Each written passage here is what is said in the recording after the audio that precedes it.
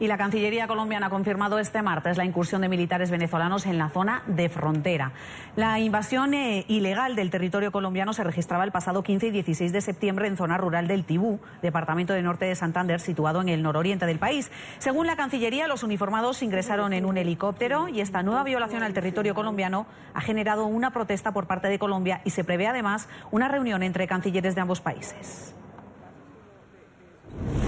Tomando como base información suministrada por el Ministerio de Defensa Nacional, la Comisión Técnica pudo constatar que efectivamente los días 15 y 16 de noviembre de 2017, un grupo de militares venezolanos ingresó a territorio colombiano, transportados en helicópteros que aterrizaron en la vereda Vetas de Oriente Tibú, al este de la recta conformada entre los sitos Intermedio y Socuavo I, que sirve de límite entre los dos países en dicha zona.